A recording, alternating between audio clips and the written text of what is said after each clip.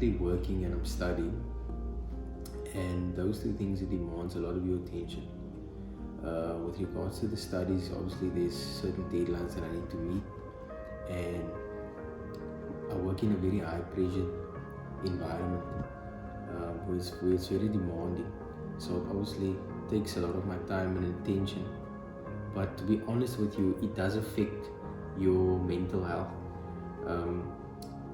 It causes mental stress, and to be open with you, there are times where I feel very overwhelmed.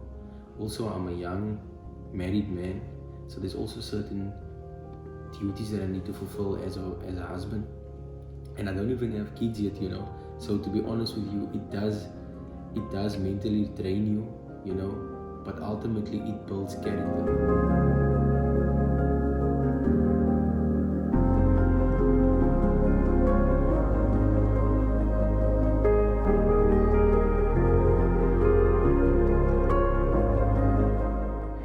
Part of me feels under pressure according to social media, because my social media is something that I do every day, and when I scroll through my phone and I look at friends of mine from the past and everything, and I see that they are moving forward in life, you understand, and me where I am at this point of my life, I'm still living with my grandparents and everything, and it's hard, just being at the age I am of 32 now, and not having direction yet to understand which way I want to go, whatever the case may be. But yeah, and where I am now is not where I want to be, you understand? That's just my thing. So I'm 21, right? And I had an idea of what 21 was going to look like and what my early 20s were going to be like from movies and all those other types of things. And now that I am 21, it looks a lot different than what it was going to look like, and there is a pressure on its own, because it's like, I'm not living the life I thought I was supposed to live. Like, there's something wrong with me, like, all those questions started forming in my head, and so I ended up seeking help, and that is very counter the culture that I come from, the family I come from. It's not normal to seek therapy, but I really needed to identify how am I going to deal with this pressure, and how do I turn the pressure that I'm feeling, and instead of allowing it to paralyze me, to use it for good.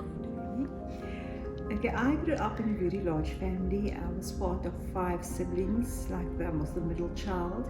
So of course my older brother and sister, they really set the way for me.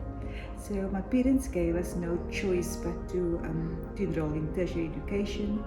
They believed that we must have some form of qualification, and I really followed. I was motivated by them, and I actually did what they requested me to do.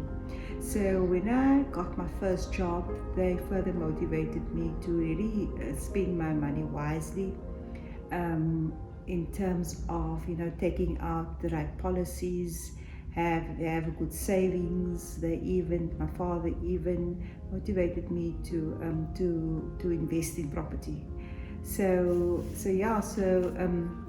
when I then started my own family, I could really, that set a very good foundation for me. I could then focus on good family time. We had a well-balanced life, so we could go on vacations, and I could, just also still pursue my career goals at that time.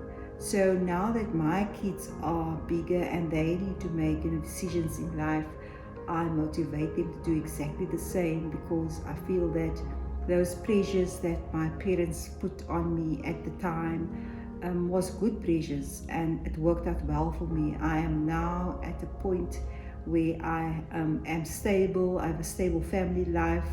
We don't have financial problems, and I really have an education to fall back on, even in the tough economic situation that we're currently in. So all in all, yes, it was precious from an early age, but it was good. I thank my parents for that, and I'm glad for the foundation that they set and the good values and principles that they instilled in me and my siblings as well.